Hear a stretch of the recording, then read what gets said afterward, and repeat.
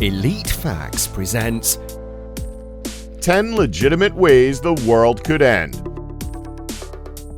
So, the year 2012 was a bit of a fail, to say the least. The world was facing an impending doom as the Mayan calendar was drawing to a close, thus signifying the end of civilization. Well, clearly that wasn't the case, as here we are 4 years later and the human race is still alive and well.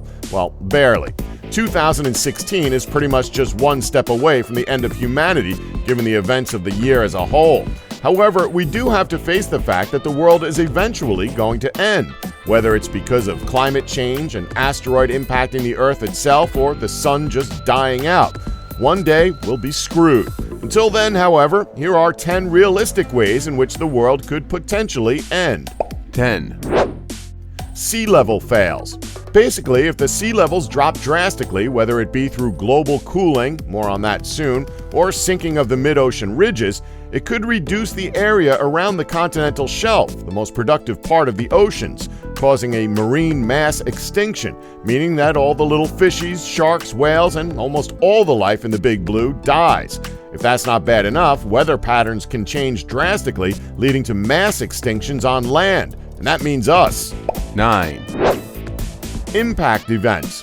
Hey, is that a big space rock heading for us? Yes, it is, and it's also the next nugget on this list.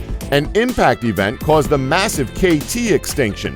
Basically, a big rock hits us, sending dust and particle aerosols, which is geek speak for a lot of nasty shit, up into the atmosphere. This would block out the light from the sun, which would not only cause plants to die, but would also lower the temperature. It gets worse. That pesky rock should impact other rocks that are rich in sulfur, not only do we get darkness at noon, but we also get a wash of acid rain to boot. And did I mention the mega tsunamis and global forest fires? Yeah, there's those things too. 8. Global cooling. So, have any of you guys seen that film, The Day After Tomorrow? Yeah, okay, it did kind of suck, but if there are people watching this who liked that film, well, more power to you. We're not here to do a review of it, but it is a perfect example for explaining global cooling. For some reason, the Earth gets too cold too fast, causing death for many polar and temperate region animals. This, in turn, would cause a mass migration to the equator and make more of the Earth a desert. Also, good luck finding water, as most of it would now be ice and snow.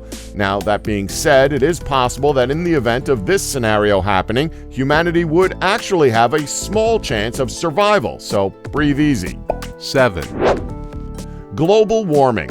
Hey Trump, this is serious. Stop saying global warming is something invented by the Chinese to stop production factories in the US. If there's a time to make changes, the time is now, because right now, global warming has taken a massive toll on the world's environments. There it is, basically the other side of global cooling. This time, temperate species would be in danger and other animals would be forced to the poles. Melting snow and ice will make the ocean deeper and possibly cause anoxic events, which we'll tell you about later. 6. Clathrate gun. Simply put, there are these things called clathrates forming on the continental shelf. Think of a pig in a blanket, meaning a tiny sausage wrapped in a covering of bread. But instead of delicious snack food, the clathrate is water-covered methane. If these methane snacks break apart, it would release the gas into the atmosphere, causing accelerated global warming. 5. Anoxic events. Oceanic anoxic events occur when the Earth's oceans become completely depleted of oxygen below the surface levels. Although anoxic events have not happened for millions of years, the geological record shows that they have happened many times in the past. Anoxic events may have caused mass extinctions. The black lines in this image are from the Aptium anoxic event. 4. Hydrogen sulfide emissions. This might have happened during the Permian-Triassic extinction event, in which a warming trend upset the balance between plankton and bacteria that reduced sulfate. Imagine the massive emissions of hydrogen sulfide, aka rotten egg and fart stink, suddenly rising from the ocean, poisoning anything and everything on land and sea. And as if that wasn't enough, it weakens the ozone layer, exposing whatever is left to UV radiation. 3. Oceanic overturn. The ocean is made of water, obviously, but more importantly, it's salt water. but it's more salty up top than down below. Now, you're probably asking, well, why does this pointless and obvious information even matter? Well, Poindexter, there's this thing called the oceanic overturn. And now you're probably asking, oceanic overturn? What's that? Well, oceanic overturn is basically the deeper water replacing the water up top. So what, right? Wrong. Remember anoxic events? Well, the water down there has less oxygen, meaning that the critters on the surface and middle depths are as good as dead. Just remember, with any animal species that goes extinct, you have to take into consideration that their extinction is going to have some form of impact on the Earth's environment. And considering the fact that the ocean takes up 71% of the Earth's surface, you can imagine that if an oceanic overturn was to occur, it would have a drastic impact on the Earth's environment as a whole. 2, Gamma ray bursts. Okay, now this one admittedly is the coolest sounding one, although probably the most scary. If Hollywood hasn't made a film with this as a subplot, can anyone get on that? Now, just imagine this as a scenario. It's a normal night. You're stargazing with your partner when suddenly a flash lights up the sky, rather close by, galactically speaking. A star has exploded, and before you can say, oh shit, you and everyone else on Earth is dead. I mean, if it was to be the subplot of the film, the ending would kind of be disappointing, but still. That was a gamma ray burst that just slammed into you, but instead of mutating into a hulking, rampaging green behemoth, you die instantly. You see, that gamma basically killed every cell in your body, but if it's weak, only the half of the planet that's facing it would die instantly. For the other half, the ozone would be ripped away, exposing Earth to massive UV radiation, so everyone is dead anyway. 1, Human cause.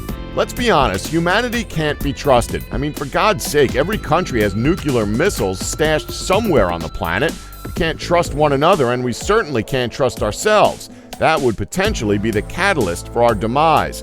Man has become so powerful that nature can virtually do him no harm, but unfortunately, man has developed his own methods for self-extinction.